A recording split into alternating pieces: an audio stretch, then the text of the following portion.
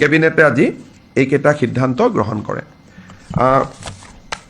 অহাকালি আমাৰ ভূপেন হাজৰিকাৰ জন্ম শতবাৰ্ষিকীৰ ওপৰত আমাৰ যিখন কমিটি, সেই কমিটিখনৰ আমি এখন মিটিং পাতিছোঁ।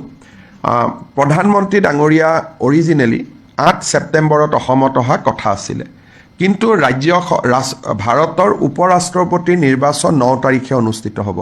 প্ৰধানমন্ত্ৰী ডাঙৰীয়াই সেয়েহে 8 তাৰিখৰ পৰিৱৰ্তে অসমত 13 আৰু 14 দুদিনীয়া ভ্ৰমণসূচীলৈ তেখেত আহিব।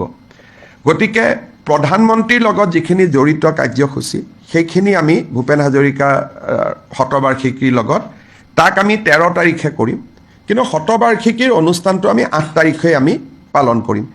8 তাৰিখৰ অনুষ্ঠানটো আমি কেনেকৈ পালন কৰিম তাৰ ওপৰত আলোচনা কৰাৰ কাৰণে কালি আমাৰ জন্ম শতবাৰ্ষিকী কমিটিৰ এখন আমি মিটিং দিছোঁ। তাতে আপোনালোকক মিটিঙৰ পিছত আমি কি ধৰণে 8 তাৰিখ দিনটো পালন কৰিম তাক আমি আপোনালোকক জনাব পাৰিম। প্ৰধানমন্ত্ৰী ডাঙৰীয়া 13 তাৰিখে আহিব আৰু 13 তাৰিখে তেখেতে 5:30 বজাত ডক্টৰ ভূপেন হাজৰিকা জন্ম শতবাৰ্ষিকী অনুষ্ঠানত ভাগ ল'ব। 14 তাৰিখে ৰাতিপুৱা তেওঁ মঙলদৈত যাব আৰু বিয়লি নুমলীগড় যাব। আগতে এদিনত অহা কথা আছিল, এতিয়া তেওঁ এটা নিশা গুৱাহাটীত কটাব। আপোনালোকে ইতিমধ্যে জানে যে 29 তাৰিখে ভাৰতৰ গৃহমন্ত্ৰী ডাঙৰীয়া আৰু অসমত 3খন সভা আছে। তেখেত 28 তাৰিখে অৰ্থাৎ অহাকালিয়ে তেখেত গুৱাহাটীত আহি পাব। গুৱাহাটীত আহি পাই তেখেতে আমাৰ ভাৰতীয় জনতা পাৰ্টীৰ কাৰ্যালয়লৈ আহিব। তাতে বিজেপিৰ কোৰ কমিটিৰ বৈঠকত তেখেতে ভাগ ল'ব আৰু নিশাৰ আহাৰ তেখেতে দলৰ কাৰ্যালয়তে গ্ৰহণ কৰিব। 29 তাৰিখে ৰাতিপুৱা তেখেতে 10:30 বজাত ৰাজভৱন, তাৰপিছত আমাৰ NDAৰ পঞ্চায়ত সন্মিলন আৰু বিয়লি 4 বজাত তেখেতে গোলাপ বৰবৰা জন্ম শতবাৰ্ষিকীত যোগদান কৰিব।